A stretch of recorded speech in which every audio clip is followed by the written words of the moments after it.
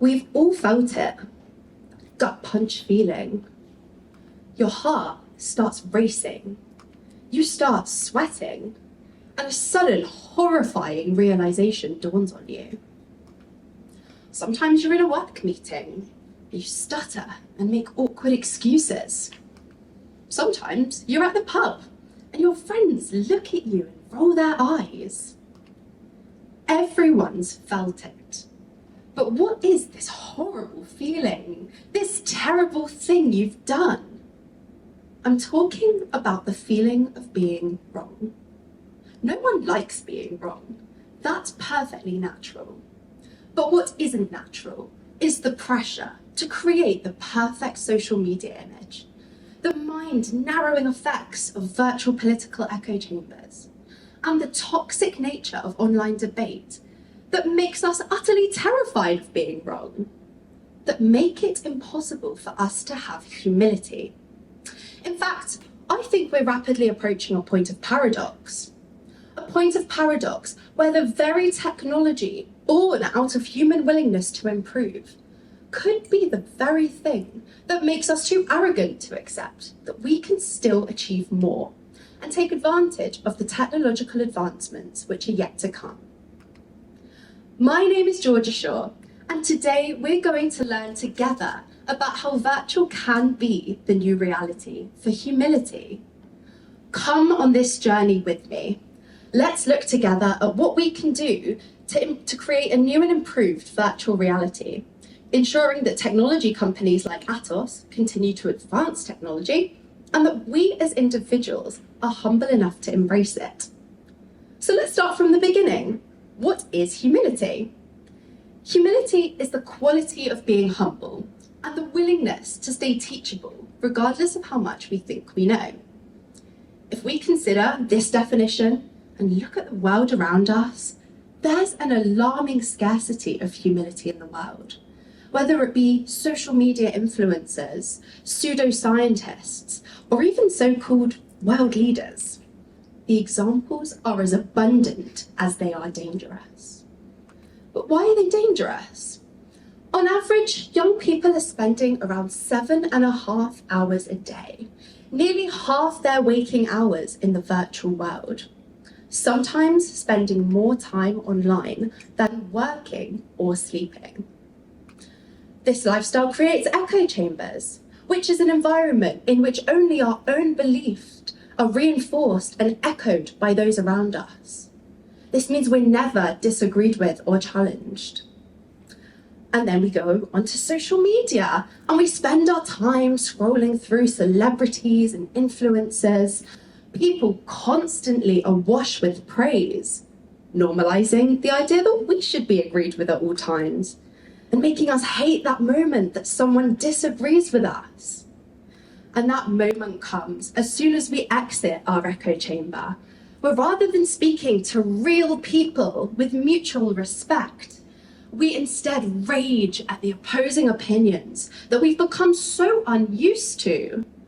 Opinions delivered with a level of vitriol and fury that people only use when interacting online.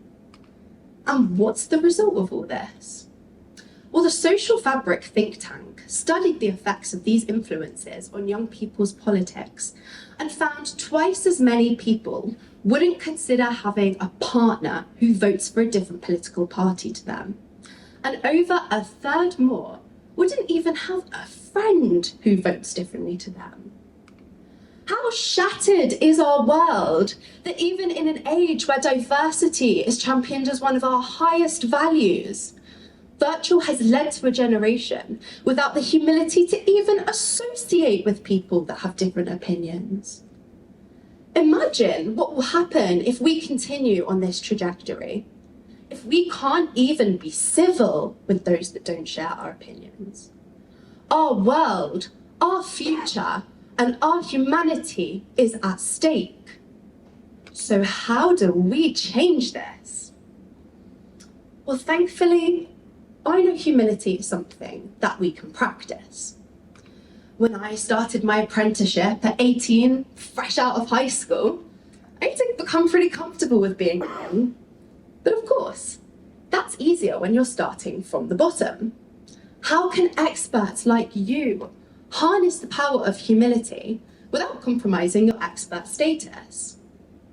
Well, this is where we're going to look at a group that do this really well. This group can be trained to analyse medical outputs, distinguish between emotional identities and human expressions, even identify certain pharmaceutical capsules. Any guesses as to the group I'm talking about? Call it out. Doctors. Doctors! Good guess, but wrong. I'm, of course, talking about the esteemed medical experts, which are obviously pigeons. I'm really half joking. They might not be Britain's favourite bird, but research by Dr. Richard Levison found that the birds known for leaving excrement on your windscreen can also accurately spot breast cancer. You might be wondering, how? Well, pigeons' visual system properties are quite similar to humans, and when the pigeons were trained with food reinforcement and a set of touchscreen slides, the pigeons learnt to peck the screen when they saw the cancer. After 2 weeks, the pigeons had achieved 85% accuracy. That's more accurate than human doctors. So now, just take a moment to digest this with me. A doctor that's trained for years and years to be the sole person that we trust to analyse our medical scans had the humility to research and prove that a dirty bird can do his job better than him in 2 weeks. Now, I'm not about to suggest that we try and put lab coats on flying rodents, but clearly having humility is a massive prerequisite for being able to embrace alternative systems. Another example I'd like to share with you is Dr. Etmadi's research. He found artificial intelligence detected lung cancer more accurately than trained radiologists did. He gave the AI system scans of patients before and after their lung cancer diagnosis, and not one single doctor could identify cancer in the earlier scan. But Dr. AI did. You see, having the humility to embrace our weaknesses is quite literally life-saving.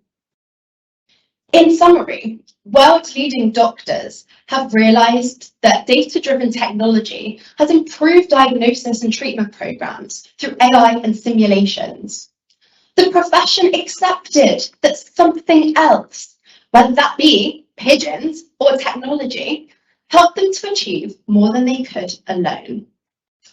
Moreover, the medical sector relies on people's work being scrutinised in order to spot mistakes, improve, and provide better care for you and me. Virtual has enabled this open forum where medical journals are shared internationally. And considering all these examples, this profession is a clear lesson to us all of how virtual is the reality for humility. Then outside of the medical sector, we can consider technology companies like Atos. We rely on our customers and stakeholders embracing technology, and we can't model or sell virtual solutions to them if we're not humble enough to realise virtual helps us achieve more. What if we could all learn to champion humility and it could become one of the core values of our company? Studies show that companies focusing on humility increase productivity, innovation, and loyalty. Showing humility will make us all more successful. Sounds good, right? But how do we get there? Well, we've shown how virtual can be a kill for humility by creating echo chambers, social media pressure, and toxic online debate. And we've seen a clear example where embracing virtual is the cure. I would now like to introduce you all to this year's winning AtosX acronym that's going to teach us all how to remember the formula to inject humility back into the world again, with a little help from the star of today's talk, pigeons. We're going to start with P. Practice makes perfect. Humility is not an easy skill, but we can all make a concerted effort to incorporate practice into our day.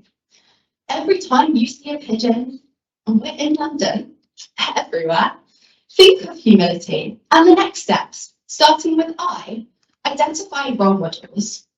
My role models are my parents, who for 10 years fostered children and never asked for a single shred of recognition or credit. I've never met two more humble, yet amazing people. Think of those on your social media and your LinkedIn feeds that hold an honest mirror to themselves. Find these people and start the next phase, which is G, go and model their behaviour for others. Let's use virtual forums to model the behaviour of people like Dr. Atmadi, who realised virtual could do it better and used it to save lives. The next phase is embrace technology. We can use virtual platforms to reach hundreds and thousands of people that we just simply can't do as easily in the physical world. The next phase is O, offer an opinion. What if next time you're looking to respond to a post you disagree with on LinkedIn, you rephrase the argument? This is my opinion.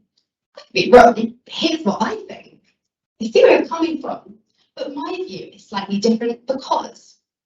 Finally, N, normalize being wrong and learning from others. Remember this the next time you have that gut punch feeling that we began this talk with.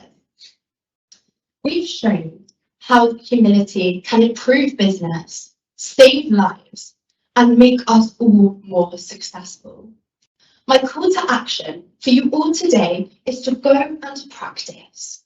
Practice Pigeon to eliminate a world of toxic debate culture, echo chambers, and social media pressure. Practice Pigeon to become a better champion of technology. Practice Pigeon so that we can continue to engage in the essential dialogue that our democracy is built upon. Because without humility, there can be no humanity. Thank you for listening.